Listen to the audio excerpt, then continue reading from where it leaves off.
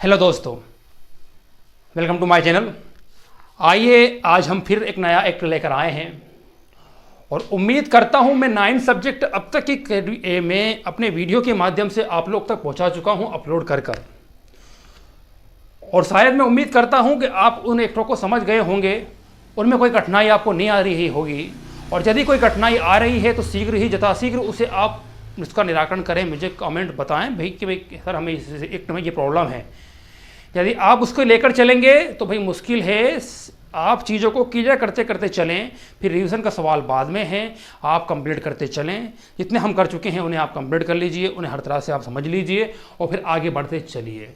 आइए आज उसी से संबंधित हमारा 10वां एक्ट होगा, लेकिन प्लीज़ यदि आप 9 सब्जेक्टों को नहीं कंप्लीट करें हैं तो पहले उन्हें कंप्लीट करें, नोट्स बना लें सब कुछ, ठीक है। उसके बाद क्योंकि आगे हमारे पास और बड़े बड़े लेंदी सब्जेक्ट आने वाले हैं जिनमें काफ़ी 511 धाराएं भी हैं, 484 धाराएं भी हैं, ठीक है। मोटर यान अधिनियम भी हमारे पास है, तो बड़े बड़े एक्ट आएंगे। ध्यान रखें ये छोटे छोटे एक्टों को आप जितना मैं करा चुका हूं उतना आप करें, फिर उन एक्टों को भी हम महत्वपूर्ण धाराएं और महत्वपूर्ण जो है वो हम कंप्लीट करेंगे, लेकिन आगे पार्ट पीछे सपाट ना हो, ये कहानी आप ना दोहराएं, इस बात का विशेष तौर पर ध्यान रखें। आज जिस सब्जेक्ट को मैं लेकर आया हूँ दोस्तों, ये मध्य प्रदेश एडीपीओ एग्जाम के लिए बहुत ही महत्वपूर्ण सब्जेक्ट है। और जैसे कि आप सिलेबस देखा आपने कि मध्य प्रदेश एडीपीओ एग्जाम में महिला एवं बाल विकास से संबंधित काफ़ी एक्ट हैं, ठीक है। 9 से 10 एक्ट हैं जो महिला एवं बाल विकास से संबंधित हैं। तो एडीपीओ बनने के लिए इन महिला एवं बाल विकास अपराधों से संबंधित आपको बेहतर ज्ञान होना चाहिए। आइए उसी का हम एक्ट लेकर आया हूँ दोस्तों, महिलाओं का कार्यस्थल पर लैंगिक उत्पीड़न अधिनियम 2013। महिलाओं का कार्यस्थल पर लैंगिक उत्पीड़न 2013, इसका क्रमांक 14 है और सन 2013 में ही इसे लागू कर दिया गया। और ये एक्ट लाने की क्या ज़रूरत पड़ी, तो आप जानते हैं मेरे भाइयों के महिलाओं के प्रति काफ़ी समय से भेदभाव रहा है। आज भी देखा जाए तो प्रत्यक्ष रूप से मैं देख रहा हूं, तो फिर भी महिलाओं के प्रति कहीं ना कहीं दहेज को लेकर या कहीं ना कहीं घरेलू हिंसा लेकर या कहीं ना कहीं भ्रूण हत्या को लेकर यदि कानून ना बनते तो दोस्तों आज भी गंभीर रूप हमारे सामने होता। आज भी कुछ समाजों में लड़कों को लड़कियां मिलने में काफ़ी परेशानियां हो रही है। तो इस कारण इस कानूनों को लाना जरूरी समझा गया और आज की तारीख में महिला एवं बाल विकास अपराध बहुत ही महत्वपूर्ण एक्ट हैं जिनका नॉलेज और जिनकी जागरूकता हर तरह से हमको इंडिया में फैलानी होगी, क्योंकि जिससे हमको बहुत ही, क्योंकि ये तो कल नहीं, महिला नहीं तो कल नहीं। और महिला को यदि कोई एक्सेप्ट करना चाहता नहीं, भ्रूण के अंदर हत्या करना चाहता है और भ्रूण को बहू चाहिए लेकिन बेटी नहीं चाहिए, तो ऐसा कैसा होगा। समाज की सोच बदलनी होगी, अपने आप की हमको सबकी सोच बदलनी होगी। तो दोस्तों आइए, यदि आप इस वीडियो पर नए हो मेरे चैनल पर, तो दोस्तों इस वीडियो को शेयर कीजिए ज़्यादा ज़्यादा दोस्तों को, और एडीपीओ की तैयारी करने वाले को भी, साथ में अन्य लोगों को भी शेयर कीजिए ताकि सभी लोग जागरूक हों भैया, ठीक है। क्योंकि हमें कल ही यही है, इस बात का ध्यान रखें। और वीडियो पसंद आए तो लाइक करें। आइए शुरुआत करते हैं एडीपीओ एग्जाम का ये 10वां एक्ट हमारा, और आप पीछे सबको लेके चलें, पीछे पार्ट आगे सपाट ना हो, ध्यान रखें इस बात का, ठीक है। तो 2013 में से इसको लाया गया, महिलाओं की स्थिति देखकर आप समझ गए हैं, ठीक है। तो आइए ज़्यादा बातें नहीं करते हुए मेन बात करें। इससे संबंधित एक महत्वपूर्ण घटना दोस्तों जो है वह राजस्थान की है और इसका प्रमुख वाद है विशाखा बनाम राजस्थान का मामला। 97 का ये मामला है, इस पर सुप्रीम कोर्ट ने निर्णय दिया, ठीक है। ये इसी एक्ट पर इसी वाद पर ये एक्ट हमारा आज देखेंगे, इसी वाद पर, ठीक है। ये प्रमुख वाद है इस एक्ट का, जो कई बार पूछा जा चुका है, पूछा जाएगा, पहली बार हमसे ये इस एडीपी में शामिल है, इसलिए ये महत्वपूर्ण वाद है दोस्तों। इसी बात पर आइए, इस बात से पहले आपको एक कहानी इसमें समझा, जो और रियलिटी है कहानी, वो समझाता चलूँ। 1992 का एक वाद है दोस्तों, एक कहानी है जो हकीकत है। इसी को मद्देनजर रखते हुए इस बात को लाया गया और इस पर निर्णय देकर इस एक्ट को 2013 में लाया गया। कब हुआ घटना और कब एक्ट को लाना उचित समझा गया। राजस्थान जयपुर की दोस्तों ये बात है, राजस्थान जयपुर जिले की बात है, जहाँ पर एक गांव था, जहाँ पर जो बाल विवाह एक्ट कल पढ़ाया था, यदि कोई किसी क्षेत्र पर बाल विवाह होते हैं तो वहाँ की महिला बाल विकास अधिकारी और उसके अंदर आने वाले सुपरवाइजर और कर्मचारी जो होते हैं, और लोकल पर जो कार्य करती है कौन, आंगनबाड़ी कार्यकर्ता, उसको सूचना दी जाती है, उसको ही ये कार्य करना होता है। तो एक भौरी देवी नाम का महिला आंगनबाड़ी कार्यकर्ता द्वारा उस क्षेत्र में हो रहे विवाह को रोकने के लिए उसने वहाँ पर गई, सूचना मिलने पर वहाँ पर गई और जाने के बाद उसने विवाह को रोकने में सफल भी हो पाई। विवाह को रोक दिया, लेकिन वहां के लोगों ने जो विवाह को रोका उस पक्षकार द्वारा इस महिला के साथ दुश्मनी रखी गई और कुछ दिनों बाद इस महिला के साथ 5 लोगों ने गैंगरेप किया। क्या बुरा किया इसने, क्या बुरा किया था इस महिला ने? ठीक है भाई, भ्रूण मतलब जो महिलाओं के जो कम उम्र में शादी होना, इसके दुष्परिणाम आप जानते हैं। इस महिला ने अपने कर्तव्य का निर्वहन किया, लेकिन इसके बदले में इसे क्या मिला, इसे क्या सजा मिली दोस्तों? इसी सजा को और इसी एक्ट को और इसी बात को लेकर एक एनजीओ काम करता है विशाखा, जो जयपुर का है दोस्तों। इसी विशाखा ने राजस्थान सरकार और केंद्र सरकार पर केस दायर किया था और यही बात हमारे को आज जो हम पढ़ रहे हैं यही प्रमुख बात है।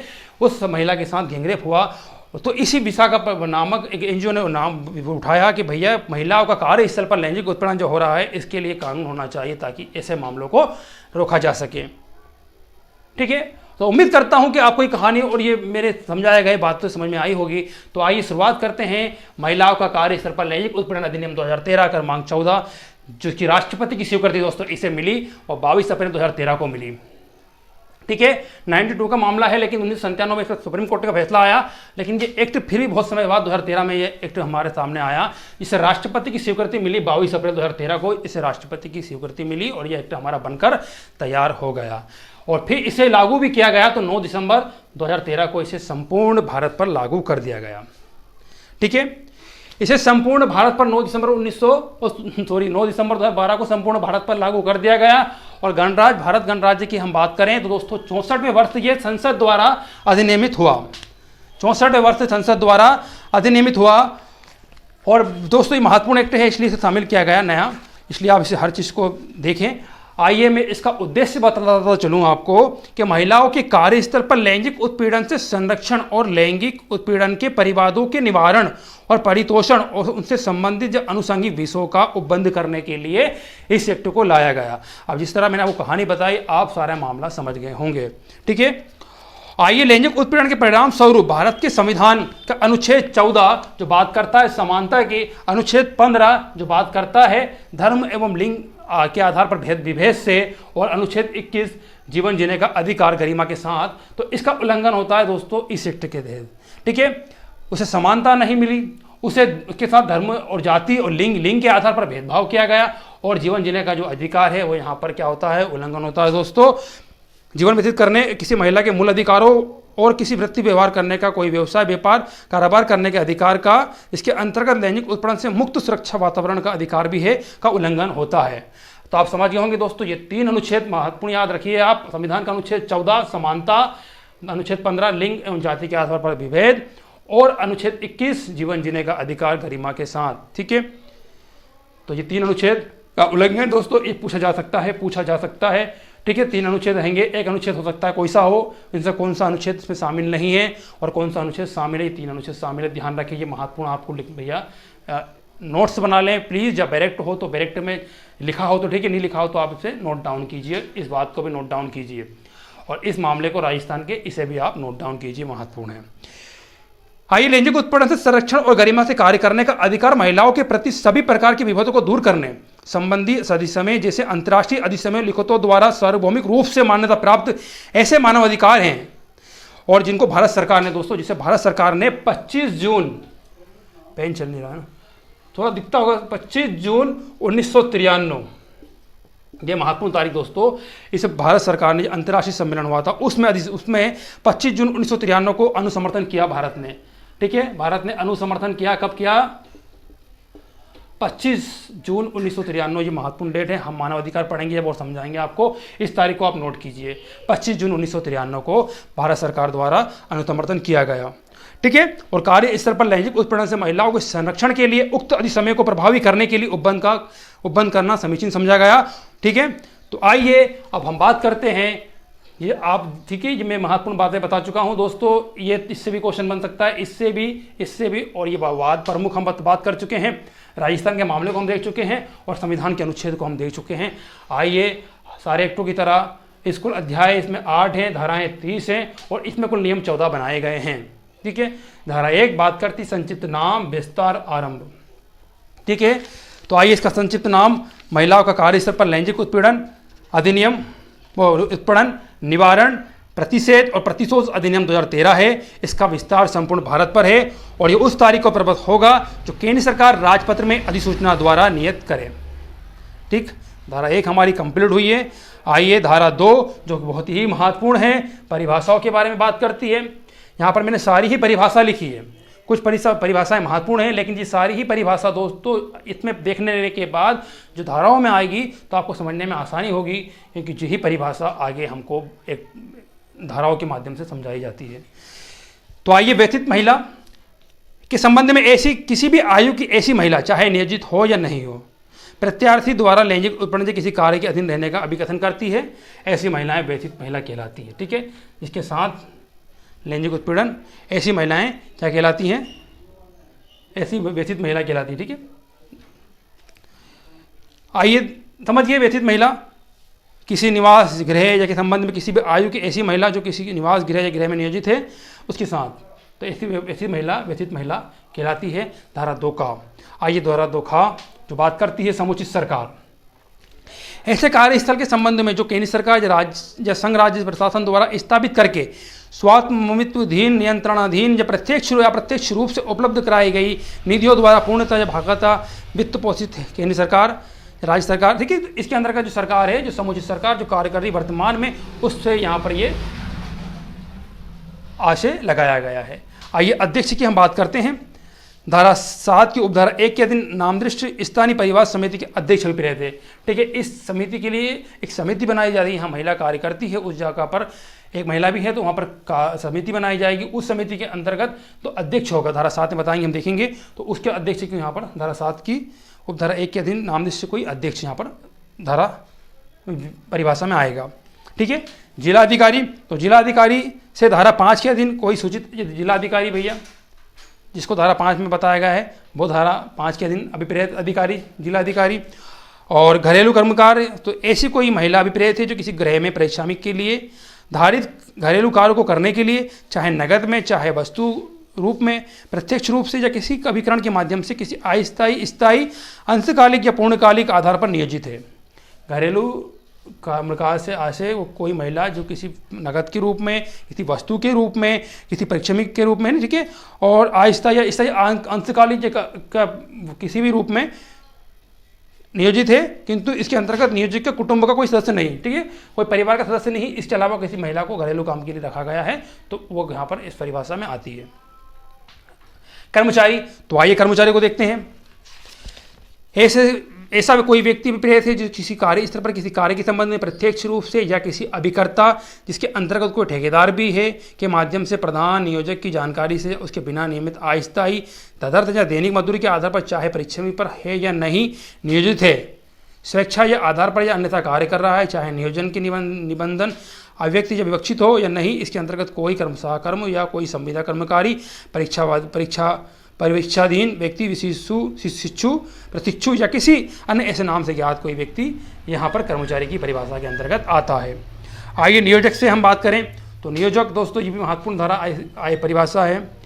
समुचित सरकार या किसी स्थानीय प्राधिकरण से किसी विभाग, संगठन, उपक्रम, सरकार द्वारा या स्थानीय प्राधिकरण किसी विभाग है, संगठन है, उपक्रम है, स्थापन है, उद्यम है, संस्था है, कार्यालय है या शाखा या यूनिट के संबंध में और विभाग, संगठन द्वारा उपक्रम, स्थापन, उद्यम, संस्था, कार्यालय, शाखा या यूनिट का प्रधान ऐसा अधिकारी जो यथास्थिति समुचित सरकार या स्थानीय प्राधिकरण द्वारा इस निमित्त आदेश द्वारा विनिष्ट किया जाए, वह इस नियोजक द्वारा, ठीक है, ये नियोजक की परिभाषा के अंतर्गत आता है। और उपखंड 1 के अंतर्गत आने वाले किसी कार्यस्थल के संबंध में कार्यस्थल के प्रबंध, सर्वेक्षण और नियंत्रण के लिए उत्तरदायी कोई व्यक्ति, ठीक है। तो नियोजक के अंतर्गत दोस्तों जो किसी भी विभाग होता है उसका जो प्रमुख होता है उस यहाँ पर नियोजक के उसे आशय लगाया गया है और उसी के आधार पर यह कार्य किया जाता है, ठीक है। और वही पूरी व्यवस्था है जब उससे संबंधित कोई भी अपराध आइए धारा 2 परिभाषा बात कर रही थी आंतरिक समिति। धारा 4 के अधीन गठित आंतरिक समिति अभिप्रेत है। धारा 4 में हम पर देखेंगे आंतरिक समिति। स्थानीय समिति धारा 6 के अधीन स्थानीय समिति अभिप्रेत है। सदस्य से इस आंतरिक समिति या स्थानीय समिति दोनों समिति का कोई सदस्य अभिप्रेत है सदस्य के अंतर्गत और विहित के अंतर्गत इस अधिनियम बनाए गए नियम आते हैं, ठीक है। पीठासीन अधिकारी धारा 4 की उपधारा 2 के अधीन नाम दृष्टि किया गया आंतरिक परिवाद का पीठासीन अधिकारी भी प्रेरित है। ठीक है, धारा जिसमें धारा 4 की उपधारा 2 में अधिकारी नियुक्त किया जाएगा किसी महिला को, वो यहाँ पर पीठासीन अधिकारी धारा 4(2) की उपधारा के अधीन। और प्रत्यार्थी से ऐसा व्यक्ति भी प्रेरित है जो इसके विरुद्ध महिला से धारा 9 के अधीन कोई परिवाद किया गया है। और लैंगिक उत्पीड़न दोस्तों ये महत्वपूर्ण देखिए, इसको मैं समझा चुका हूँ आपको अपने स्तर से, लेकिन में से कोई ऐसा अधिक निंदनीय कार्य व्यवहार चाहे प्रत्यक्ष या प्रत्यार्थी सम्मिलित है, अर्थात शारीरिक के संपर्क या फायदा उठाना या लैंगिक पक्षपात की मांग अनुरोध करना या लैंगिक अर्थ वाली टिप्पणियां करना, अश्लील साहित्य दिखाना या कोई लैंगिक प्रकृति का अन्य निंदनीय शारीरिक या शाब्दिक आचरण करना। ठीक है, ऐसा व्यक्ति वो ऐसा कार्य क्या कहलाता है, लैंगिक उत्पीड़न कहलाता है। कार्यस्थल चाहे कुछ भी हो सकता है, कोई विभाग हो, संगठन हो, उपक्रम हो, उद्यम हो, संस्था हो, कार्यालय हो, शाखा हो, ऐसे कार्यस्थल पर किसी महिला कार्यस्थल की परिभाषा है ये। और असंगठित ऐसा कोई उद्यम भी प्रेरित है जो वेस्टेज या नियोजित श्रमकार की सहमतिहीन है। ठीक है, इतनी कोई महत्वपूर्ण नहीं है। ठीक है, कार्यस्थल आप थोड़ा सा इन परिभाषा को देख लीजिएगा, अब मैं आपको बता चुका हूँ। आइए आगे चलते हैं हम अगली नेक्स्ट धारा पर। हमारी अगली धारा होगी धारा 3 जो बात करती है लैंगिक उत्पीड़न से निवारण। आइए बोर्ड पे समझते हैं। आइए दोस्तों तो चलते हैं हमारी नेक्स्ट धारा पर जो बात करती है धारा 3। आइए, और दोस्तों कभी हड़बड़ाहट में कुछ शब्द हो सकता है कि मैं 13 की जगह 12 या 12 कुछ निकल गया हो, तो प्लीज़ उससे आप ध्यान रखें इस बात का। धारा 3 लैंगिक उत्पीड़न से निवारण। लैंगिक उत्पीड़न से निवारण यानी ऐसे कार्य से लैंगिक उत्पीड़न करने से निवारण मनाही की गई है। ऐसा कार्य आप नहीं कर सकते। किसी भी महिला का किसी कार्यस्थल पर लैंगिक उत्पीड़न नहीं किया जाएगा। ठीक है, इस बात का ध्यान रखा जाएगा। ठीक, तो धारा 3 हमारी, इसे अब इतना ही से याद रखें। आइए धारा 4 आंतरिक परिवार समिति का गठन। दोस्तों आंतरिक परिवार समिति का गठन किया जाएगा इस एक्ट के तहत, और जो दोस्तों जो इसका गठन किया जाएगा वो इसका नियोजक द्वारा इस समिति का गठन किया जाएगा जिसे शॉर्टकट में आईसीसी कहते हैं। ठीक है, और इसका गठन वहाँ किया जाएगा जहाँ 10 या 10 से अधिक कर्मचारी काम कर रहे हों, वहाँ पर इस समिति का गठन किया जाएगा और उनमें एक या उससे अधिक महिला हो। ठीक है, वहाँ पर ऐसी आंतरिक समिति का गठन किया जाएगा। और गठन किए जाने के साथ दोस्तों वहाँ पर कि कौन गठन करेगा उसका, तो नियोजक, उसका नियोजक है वो इस समिति का गठन करेगा। और कहाँ और करेगा उसकी शर्त सुनो, 10 या 10 से अधिक कर्मचारी हो और वहाँ महिला हो। और दोस्तों इस समिति का जो गठन किया जाएगा इसमें कुल 4 सदस्य होंगे। एक सदस्य महिला पीठासीन अधिकारी होगी जो उच्च स्तर की हो, और यदि वहाँ पर उस स्तर की महिला नहीं मिल पाती है तो 4 की उपधारा 1 में विनिष्ट कोई अन्य व्यक्ति यहाँ पर महिला नियुक्ति की जा सकती है। इस बात का ध्यान रखें। और 2 सदस्य ऐसे होंगे जिन्हें समाज सुधार से संबंधित या विधिक कानूनी ज्ञान हो। ऐसे 2 व्यक्तियों को यहाँ पर नियुक्ति किया जाएगा। और एक व्यक्ति ऐसा होगा जिसे ये लैंगिक उत्पीड़न से संबंधित व्यवहारिक या विधिक ज्ञान हो। इस तरह 4 सदस्यों को यहाँ पर नियुक्ति किया जाएगा दोस्तों। और एक परंतु इसमें यह है कि यहाँ पर कम से कम आधे सदस्य महिला होगी। तो 4 सदस्य हैं तो 202 सदस्य महिलाएं होना यहाँ पर अनिवार्य है। आप ये धारा 4 को मेरी हिसाब से समझ गए होंगे और आप इसे एक बार डायरेक्टिव में देख लीजिएगा। ठीक है, आंतरिक समिति गठन नियोजक द्वारा किया जाएगा और 10 से 10 सदस्य होना जरूरी है, कर्मचारी होना यहाँ पर जरूरी है। और ठीक है, इसका जो अब हम इसी कार्यकाल की बात करें तो इसको जिस दिन से नामनिर्दिष्ट किया जाएगा उस समय से लेकर इसमें जो कार्यकाल है वो 3 वर्ष से अनाधिक नहीं होगा, 3 वर्ष से अधिक नहीं होगा। आइए धारा 4 हमारी कंप्लीट, धारा 3 हमारी कंप्लीट। आइए धारा 5 जिला अधिकारी की अधिसूचना। ठीक है, तो आइए समझाते चले हम आपको धारा 5 को भी। ये बात करती है समुचित सरकार जिला मजिस्ट्रेट या अपर जिला मजिस्ट्रेट या कलेक्टर या उप कलेक्टर को इस अधिनियम के अधीन शक्तियों को प्रयोग या कर्तव्यों का निर्वहन करने के लिए प्रत्येक जिले के जिला अधिकारी के रूप में अधिसूचित कर सकेगी। ठीक है, कौन दोस्तों समुचित सरकार क्या करेगी, जिला अधिकारी के रूप में किसे नियुक्त करेगी, ये ध्यान रखना इस पॉइंट को आप। वही कहेगी जिला मजिस्ट्रेट या अपर जिला मजिस्ट्रेट, जिला मजिस्ट्रेट, अपर जिला मजिस्ट्रेट या कलेक्टर या उप कलेक्टर को इस अधिनियम की शक्तियों का निर्वहन करने के लिए नियुक्त किया जाएगा। धारा 5 में ये प्रावधान किया गया है। ठीक है, आइए धारा 6 स्थानीय समिति का गठन और उसकी आधिकारिकता। अब जो हमने जाना आंतरिक समिति के गठन के बारे में, अब आइए हम जानते हैं स्थानीय समिति के गठन के बारे में और उसकी आधिकारिकता के बारे में। दोस्तों जहाँ पर सदस्यों की संख्या 10 या उससे कम है, 10 मतलब 9, 1 से लेकर 9 तक है, तो वहां पर स्थानीय समिति का गठन किया जाएगा और उसकी आधिकारिकता पूरे जिले के अंदर होगी। ठीक है, उसकी आधिकारिकता पूरे जिले के अंदर होगी। प्रत्येक जिला अधिकारी संबंधित जिले में ऐसे स्थानों पर जहां 10 से कम कर्मकार होने के कारण आंतरिक समिति गठित नहीं की गई है, वहां या यदि परिवार स्वयं नियोजक के विरुद्ध है तो वहां लैंगिक उत्पीड़न के परिवार ग्रहण करने के लिए स्थानीय नामक एक प्रति समिति का गठन किया जाएगा। ठीक है, तो आप समझ गए होंगे, यहाँ पर 10 से कम कर्मचारी हैं और वहाँ पर आंतरिक समिति नहीं है तो वहाँ पर स्थानीय समिति का गठन किया जाएगा। और जिला अधिकारी ग्रामीण या जनजातीय क्षेत्र प्रत्येक ब्लॉक, तालुक और तहसील में और शहरी क्षेत्र में, वार्ड या नगरपालिका में परिवाद ग्रहण करने के लिए और 7 दिन की अवधि के भीतर उससे संबंधित स्थानीय समिति को भेजने के लिए नोडल अधिकारी को प्रभावित किया करेगा। ठीक है, तो कितने दिन के अंदर भेजने का भैया? 7 दिन के अंदर भेजने का प्रबंध किया गया है। और स्थानीय अधिकारिता के विस्तार जिले के उन क्षेत्रों पर होगा जहां वो गठित की गई है। ठीक है, तो संपूर्ण मान लीजिए अब उस जिले में की गई, उस जिले में उसका विस्तार होगा और इसमें भी कुछ 4 सदस्य होंगे जिस तरह हमने आपको बताया यहाँ पर भी। और ठीक है, आइए धारा 7 देखते हैं। स्थानीय समिति संरचना, कालावधि और निबंधन और शर्तें। ठीक है, तो स्थानीय समिति की जो संरचना है दोस्तों मैं बताया भाई आपको, और इसकी कालावधि जो है इसकी भी दोस्तों 3 वर्ष होगी, नाम दृष्टि किए जाने की अवधि से लेकर, ठीक है, 3 वर्ष तक की कालावधि तक, अनावधिक नहीं होगी, इससे 3 वर्ष तक की इनकी जो कार्यकाल है वो होगा।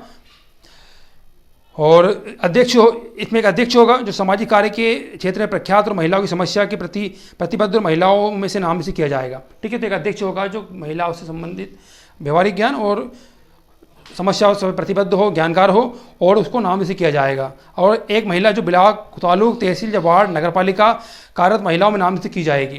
ठीक है, एक महिला जो ब्लॉक, तालुक, तहसील से या वार्ड, नगरपालिका से संबंधित हो के एरिया से नाम से की जाएगी। और 2 सदस्य जिनमें एक कम से नहीं कम एक सदस्य महिला होगी जो महिलाओं की समस्याओं के प्रति प्रतिबद्ध ऐसे गैर सरकारी संगठनों या संगठनों में से नाम दृष्टि की जाएगी। ऐसे व्यक्ति को लैंगिक उत्पीड़न संबंधी मुद्दों को परिचित हो विहित की जाएगी। ठीक है, और यहाँ पर भी दोस्तों 4 सदस्य होंगे। एक सदस्य अध्यक्ष होगा, ठीक है, जो महिलाओं की संबंधित समस्याओं से परिचित हो। एक महिला हो जो जिले में ब्लॉक या तालुक, वार्ड, नगर पालिका से नाम दृष्टि की जाएगी। और 2 सदस्य ऐसे होंगे जिनमें एक सदस्य महिला होगी जो नाम दृष्टि की जाए। वही शर्त होगी दोस्तों कि यहाँ पर भी कम से नहीं कम आधे सदस्य महिलाएं हों। ठीक है, आप समझिए होंगे। और इसमें वही बात कही गई है, ध्यान रखना, यहाँ भी इसका कार्यकाल 3 वर्ष का होगा। ठीक, तो मोटे तौर पे आप मेरी धारा 7 समझ गए हैं। इसके अलावा आप डायरेक्ट देखेंगे तो आपको पूरा समझ में आएगा।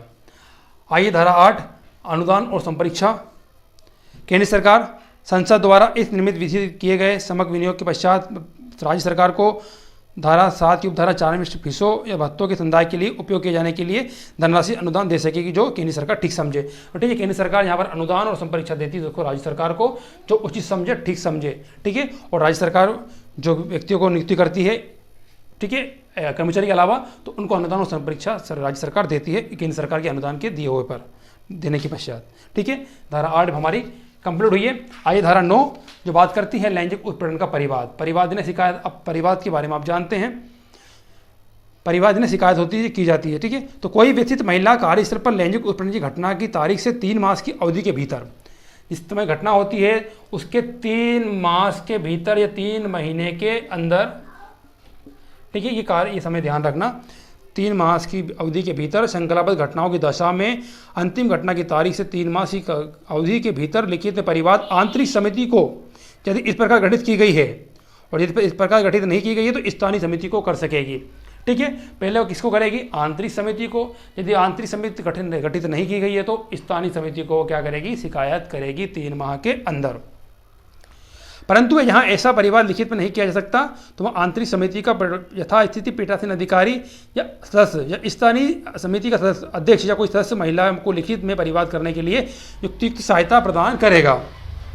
तो आप मेरे मोटे तौर पर ये मेरी धारा 9 भी समझ गए होंगे आप। ठीक है, लैंगिक उत्पीड़न परिवाद जो है दोस्तों वो 3 माह के अंदर किया जाएगा। किसको किया जाएगा? आंतरिक परिवाद समिति को। यदि नहीं है तो फिर स्थानीय परिवाद समिति को 3 माह के अंदर सूचना देगी, परिवाद दाखिल करेगी। आइए धारा 10 जो बात करती है सुलह की। ठीक है, यथास्थिति आंतरिक समिति या स्थानीय समिति धारा 11 के दिन जांच आरंभ करने से पूर्व व्यथित महिला के अनुरोध पर, व्यथित जो महिला है उसके ही अनुरोध पर सुलह के माध्यम से उसकी और प्रत्यार्थी के बीच उसके और जिस व्यक्ति के खिलाफ है उनके बीच मामले का समाधान करने का उपाय कर सकेगी। धारा 10 बात करती है समाधान करने का उपाय, समाधान करने का उपाय कर सकेगी। इस बात का ध्यान रखें, धारा 10 जो बात करती है समाधान के बारे में, ठीक है, किसके अनुरोध पर, व्यथित महिला के अनुरोध पर प्रत्यार्थी के बीच समाधान कर सकेगी। धारा 10 ये बात करती है। आइए धारा 11 परिवाद के बारे में जांच। अब जिस परिवाद को दाखिल कर दिया गया है अब उसकी जांच, और धारा 10 के उपबंधों के अधीन रहते हुए यथास्थिति आंतरिक समिति या स्थानीय समिति, बता चुका हूं आपको एक आंतरिक समिति के बारे में और स्थानीय समिति के बारे में ये कार्य करती हैं। अब यही जांच करेंगी। तो जहां स्थानीय समिति, जहां प्रत्यार्थी कोई कर्मचारी है, जहां प्रत्यार्थी को लागू सेवा नियमों के उपबंधों के अनुसार और जहां ऐसे नियम विद्यमान नहीं है वहां ऐसी रीति में जो विहित की जाए परिवाद के बारे में जांच करने की कार्रवाई करेगी। या किसी घरेलू कर्मकार की दशा में स्थानीय समिति यदि प्रथमदर्शिता मामला विद्यमान है तो भारतीय दंड संहिता 1860-45 की धारा 509 और यहाँ लागू हो, वहाँ उक्त संहिता की किसी अन्य सुसंगत उपबंधों के अधीन मामला रजिस्टर करने के लिए 7 दिन की अवधि के भीतर पुलिस को परिवाद भेजेगी। ठीक है, वो जांच करेगी। जांच करने के बाद कोई मामला बनता है और कोई कर्मचारी है तो धारा आईपीसी की धारा 509 तो बात करती है महिलाओं के बारे में, आईपीसी की धारा 509 स्त्री की लज्जा भंग के बारे में आईपीसी की धारा 509 बताया गया है। ठीक है, और जांच करेगी और मामला रजिस्टर करने के बाद 7 दिन की अवधि के भीतर पुलिस को परिवाद करेगी। 7 दिन के भीतर पुलिस को क्या करेगी, रिपोर्ट भेजेगी। ठीक है, धारा 11 में इसका प्रावधान किया गया है। ठीक है, आइए समझ गए होंगे आप मोटे तौर पर मेरी धारा 11 भी। अब आज ये धारा 12 देखते हैं, जांच के लंबित रहने के दौरान कार्रवाई। आइए नेक्स्ट पेज पर चलते हैं, अगली धारा। तो आइए नेक्स्ट धारा, अगली धारा देखते हैं हम लोग। दोस्तों अगली हमारी धारा जो है वो 12 है, जो बात करती है जांच के लंबित रहने के दौरान कार्रवाई। अब जांच जो चल रही थी अब वो लंबित पेंडिंग हो गई। अब इस दौरान क्या होगा, जो जांच की कार्रवाई है, आइए यदि जांच के लंबित रहने के दौरान व्यथित महिला, जिस महिला के साथ ऐसा कार्य हुआ है, उसके अनुरोध पर यथास्थिति आंतरिक समिति, आईसीसी, स्थानीय समिति, एलसीसीसी नियोजक को निम्नलिखित सिफारिश कर सकेगी। जो नियोजक है उससे वो सिफारिश कर सकेगी, वो व्यथित महिला क्या कर सकेगी। दोस्तों आइए क्या बोलता है, व्यथित महिला या प्रत्यार्थी का किसी अन्य कार्य के स्थल में स्थानांतरण, ट्रांसफर के बारे में। खा, व्यथित महिला की 3 मास की अवधि तक की छुट्टी मंजूर करने की। गा, व्यथित महिला को ऐसी अन्य राहत प्रदान करने की जो विहित की जाए। और इस धारा के अधीन व्यथित महिला को मंजूर की गई छुट्टी उस छुट्टी के अतिरिक्त होगी जो इसके लिए वहाँ अन्यथा हकदार होती है। ठीक है, यदि इस महिला को छुट्टी की जो शर्त बताई गई है वो छुट्टी जो होगी उसकी सर्विस काल से हटके होगी, अतिरिक्त होगी। ठीक है, उसमें काउंट नहीं किया जाएगा जो उसकी वो हकदार होती है। ठीक है, तो यहाँ पर वो इस लंबित होने के दौरान इस चीज़ों की मांग कर सकती है नियोजक से। ठीक है, धारा 12 ये बात करती है। आइए धारा 13 जांच रिपोर्ट। ठीक है, इंक्वायरी रिपोर्ट की जांच बात कही गई है। आइए समझाता चलूँ मैं आपको। इस अधिनियम के अधीन जांच पूरा होने पर यथास्थिति आंतरिक समिति या स्थानीय समिति अपने निष्कर्ष की रिपोर्ट यथास्थिति नियोजक या जिला अधिकारी को। देखो आईसीसी की जो रिपोर्ट है वो नियोजक को और एलसीसी की या स्थानीय समिति की जो रिपोर्ट है वो जिला अधिकारी को यथास्थिति जांच पूरा होने की तारीख से 10 दिन के भीतर, जांच पूरी होने की तारीख से 10 दिन के भीतर उपलब्ध कराएगी और ऐसी रिपोर्ट संबंधित पक्षकारों को भी उपलब्ध कराएगी। और जो पक्षकार है इससे संबंधित दोनों, उनको भी ये रिपोर्ट दी जाएगी। जैसे क्लोज 2 बात करता है यथास्थिति आंतरिक समिति या स्थानीय समिति इस निष्कर्ष पर पहुंचती है कि प्रत्यार्थी के विरुद्ध अभिकथन साबित नहीं किया गया, जिस पर आरोप लगाया गया है उस पर आरोप साबित नहीं किया गया है, वहाँ नियोजक और जिला अधिकारी को वहाँ सिफारिश करेगा कि मामले में कोई कार्रवाई की जाने अपेक्षित नहीं है। ठीक है, मामले की जो जांच होती है, जांच होने के बाद ये लगता है दोनों समितियों को कि भैया इस पर कोई मामला नहीं बनता, इस पर कोई आरोप साबित नहीं होता, तो इसकी रिपोर्ट देगी और उस पर मामले पर कोई अपेक्षित कार्रवाई नहीं करेगी। ठीक है, क्लोज 2 बात करता है। क्लोज 3 बोलता है जहां यथास्थिति आंतरिक समिति या स्थानीय समिति इस निष्कर्ष पर पहुंचती है कि प्रत्यार्थी के विरुद्ध अधिनियम अभिकथन साबित हो गया है, प्रत्यार्थी के विरुद्ध अभिकथन साबित हो गया है, तो वहां यह यथास्थिति नियोजक या जिला अधिकारी के निम्नलिखित सिफारिश करेगा। ठीक है, तो इस तरह ये हमने देखा धारा 13 जांच करेगी, जांच रिपोर्ट तैयार करने के बाद यथाशीघ्र नियोजक को और जिला अधिकारी को 10 दिन की अवधि के भीतर उनको पेश करेगी और इसकी एक कॉपी उन दोनों पक्षकारों को देगी। ठीक है, मामला बनता है तो ठीक है, जहाँ यदि मामला नहीं बनता है, प्रत्यार्थी के विरुद्ध कोई साबित नहीं होता है कोई मामला, तो वहाँ बोलेगा, क्या बोलेगा जांच रिपोर्ट में कि भैया इन पे कोई कार्रवाई नहीं की जाए। ठीक है, और इसके अलावा सिफारिश कर सकेंगे। और एक 4 पॉइंट जो है वो बात करता है कि नियोजक या जिलाधिकारी उसके द्वारा सिफारिश की प्राप्ति के 60 दिन के भीतर उस पर कार्रवाई करेगा। कितने दिन के अंदर दोस्तों? पॉइंट नंबर 4 क्लोज 13 का 4 बोलता है 60 दिन के भीतर। ठीक है, ये महत्वपूर्ण ध्यान रखना, 10 दिन के अंदर रिपोर्ट देगा और 60 दिन में उसकी भीतर उस पर कार्रवाई करेगा। ठीक है, धारा हमारी 13 कंप्लीट हुई है। आइए धारा 14 जो बात करती है मिथ्या या देवदेशपूर्ण परिवाद और मिथ्या साक्ष्य देने के लिए दंड। मिथ्या यानी झूठा या झूठी गवाही देना, झूठा परिवाद दाखिल करना। ठीक है, यहाँ यथा स्थिति आंतरिक समिति या स्थानीय समिति इस निष्कर्ष पर पहुंचती है कि प्रत्यार्थी के विरुद्ध, जिसके विरुद्ध कार्रवाई की गई है, के विरुद्ध अभिकथन मिथ्या या व्यथित महिला का परिवाद करने वाले किसी अन्य व्यक्ति ने परिवाद को मिथ्या जानते हुए की है, या व्यथित महिला या परिवाद करने वाली किसी अन्य व्यक्ति ने कोई कूट रचित या भ्रामक दस्तावेज पेश किया है, तो वहाँ यथास्थिति नियोजक या जिलाधिकारी को उस महिला या व्यथित के विरुद्ध जिसने यथास्थिति धारा 9 की उपधारा 1 उपधारा 2 के अधीन परिवाद किया है, उसे लागू सेवाओं नियमों के उपबंधों के अनुसार जहाँ वैसे नियम विद्यमान नहीं है वहाँ ऐसी रीति में जो विहित की जाए कार्रवाई करने की सिफारिश कर सकेगी। भैया यदि पाया जाता है कि उस महिला ने जिस व्यक्ति के खिलाफ अभियोजन किया, आरोप लगाया है, और वो उसमें पाया जाता है कि उसने मिथ्या साक्ष्य दिया या मिथ्या दस्तावेज प्रस्तुत किए हैं, और ऐसा कार्रवाई में पाया जाता है, ठीक है, तो दोस्तों उसके जो दंड है, उसके दंड की बात की गई है, तो उसको या तो सर्विस से बर्खास्त किया जाएगा या उसको वहाँ से हटा दिया जाएगा। ठीक है, परंतु सुनिए, इसका किसी परिवाद को सिद्ध करने या पर्याप्त सबूत उपलब्ध कराने में मात्र असमर्थता इस आधार के अधीन परिवादकर्ता के विरुद्ध कार्रवाई को आकर्षित नहीं करेगी। और यदि पाया जाता है मिथ्या साक्ष्य जैसे कोई कार्रवाई, तो उस महिला के साथ जो भी उचित कार्रवाई होगी, उचित कार्रवाई होगी, वो यहाँ पर धारा 14 में की जाएगी। आइए धारा 15 प्रतिकार और का अवधारण बात करती है। धारा 13 की उपधारा 3 के खंड 3 के अधीन व्यथित महिला को संदत्त की जाने वाली राशियाँ का अवधारण करने के प्रयोजन के लिए यथास्थिति आंतरिक या स्थानीय समिति निम्नलिखित को ध्यान में रखेगी, और महिलाओं को पहुँचाए गए मानसिक अथवा पीड़ा, यातना, भावनात्मक कष्ट, ठीक है, जो भी होगी, तो महिला को यहाँ प्रतिकर मुआवजा देने की बात कही गई है धारा 15 में। ठीक है, आइए धारा 16 परिवाद की अंतर्वस्तुओं और जांच कार्रवाइयों के प्रकाशन का सार्वजनिक करने का प्रतिषेध। और इसी धारा का यहाँ पर बताया गया है कि उसी धारा की धारा 16 का यहाँ पर बात की गई शासित की पेनल्टी की। ठीक है, आइए धारा 18 जो बात करती है अपील की। ठीक है, धारा 13 की उपधारा 2 के अधीन, जो धारा 13 की उपधारा 3 के अधीन, धारा 14 या धारा 17 के अधीन की गई सिफारिश हो या सिफारिश हो कि को क्रियान्वित न किए जाने से व्यथित कोई व्यक्ति उक्त व्यक्ति को लागू सेवाओं नियमों के अनुसार न्यायालय के अधिकरण को अपील कर सकेगा।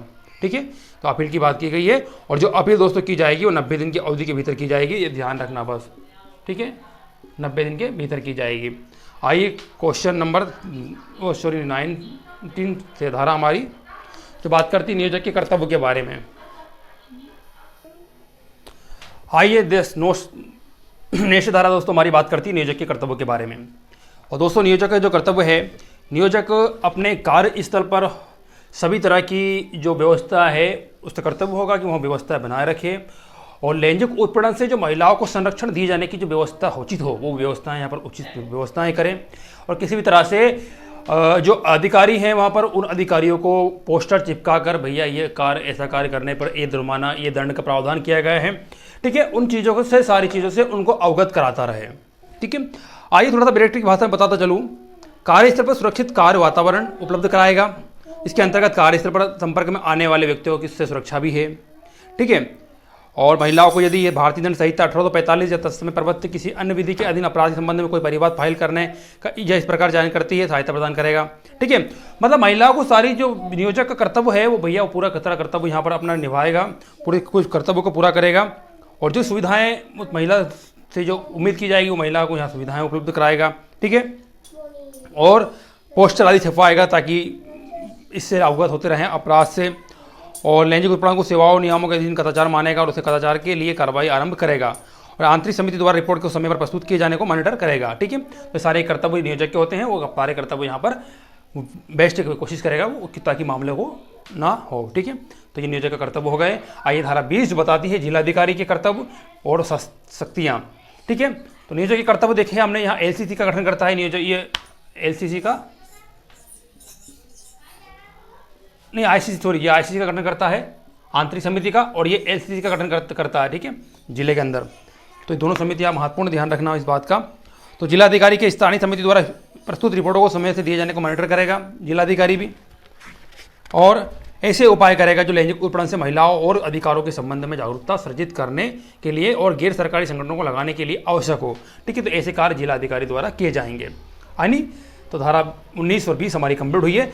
19 में नियोजक के कर्तव्य बताए गए हैं और 20 में जिलाधिकारी के कर्तव्य और शक्तियाँ बताई गई हैं।